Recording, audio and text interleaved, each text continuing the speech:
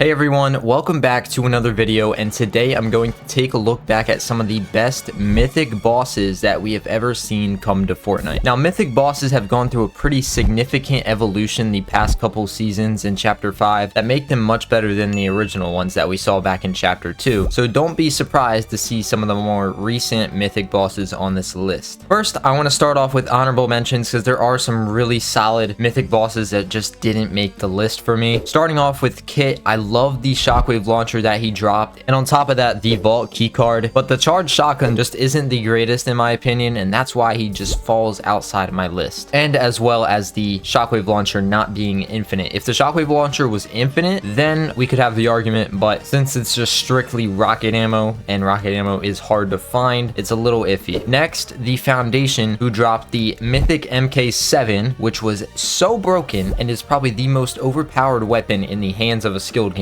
But what takes this down for me is the fact that the Foundation had 2600 health in total, so it took forever to take him down. And on top of that, there was no vault keycard or anything else that dropped besides the mythic MK. And lastly, for honorable mentions is going to be Oscar. Although the Chapter 5 Season 1 Frenzy Auto Shotgun is insanely busted, and along with it came the shield regen medallion, it just doesn't compare to some of the other mythic bosses we've seen in Chapter 5, and you'll see what I mean when I get to the list. Starting off with Sky. Now, before you go crazy, let me remind you of what she dropped. She dropped her mythic scar that did 72 headshot damage and had an increased fire rate at 6 compared to the normal scar, which had a fire rate of 5.5. Along with the scar came her grappler, but not just a grappler. It was an infinite grappler, which meant you could fly across the map, drop high kill games, and get height very easily. And along with all of this, she also dropped her vault keycard, and in the vault there was a supply drop which always guaranteed a launch pad, as well as I think 2 ghost chests. So your movement from landing the shark and eliminating Sky was absolutely bonkers. Next up, I gotta give a spot to Iron Man. Now, I will admit he doesn't have any mobility, but he did drop his Unibeam, which was just like the railgun we got a couple seasons later in Chapter 2 Season 7, and you could line this thing up and eliminate someone instantly in the open or even through a wall while they were sitting in a box. It was that crazy. And combine this thing with the repulsors that he dropped that also had a form of aimbot when an enemy was far enough away. It's just super overpowered. And on top of that, you got his key card as well, so you'd be stocked up on heals, have a crazy loadout, especially landing Stark Industries. Probably came out with a purple pump, so just absolutely insane, the loadout that you would come out with after leaving Stark Industries. Next, I think we all saw this one coming, Cerberus. Do I even have to say anything? Cerberus's aspect of agility medallion has to be one of the most acclaimed items to be added to the game, especially in the competitive scene. This thing gave you skull dashes that you could get in the River of Styx water that was added in Chapter 5 Season 2 along with Cerberus and his medallion. And every time you would double jump, you would get a 0-point dash effect, and just like it says, you would dash forward. And we saw Peterbot and Poyo just dominate every week with this thing, winning 6 of 6 Cash Cup final games and winning FNCS with over 1,000 points. And yeah, you could also drop this medallion to your teammate and they would also get skull dashes as well. So this medallion had an effect on more than one person at a time, and you could easily rotate from zone to zone. And not only did you get Cerberus's medallion, you also got the mythic version of the Gatekeeper shotgun, which was the best shotgun in the game that season. Just absolute insanity. Next, I had to give a spot to Megalodon. With the season revolving around Nitro, being able to acquire his medallion that gave you infinite Nitro so you could sprint all across the map is super overpowered. Pair that with the mythic Nitro Fist that he drops with 1 added charge to them compared to the normal Nitro Fist, making it now 5 charges in total. Now you have even more mobility at your disposal, which is just insane. And that wasn't all he dropped. He also dropped his mythic combat shotgun that is actually pretty decent this season, considering a lot of people are fisting around, and you can quickly shoot this thing at range at people running away with Nitro or Nitro Fist. And just imagine if the Nitro Fist didn't get vaulted in competitive, I think Megalodon would have definitely received attention similar to the Machinist. Last on the list, and as most recent as Megalodon, is the Machinist. She would drop her medallion that would regenerate 5 shields per second all the way up to 75 shields. So pretty much you had an infinite cactus. And similar to the Cerberus medallion, you could share this with your teammate so that they could also regen their shields. The Machinist also dropped her mythic combat AR, and oh my god, this thing is so good. An incredibly fast fire rate with a red dot and 28 ammo per magazine is just insane. And just like the prior season of Mythic Boss I just talked about, this thing dominated the season, and it showed in FNCS especially. Once again, Peterbot and Poyo had their hands on the most effective medallion, and Peterbot with his aim had his hands on the best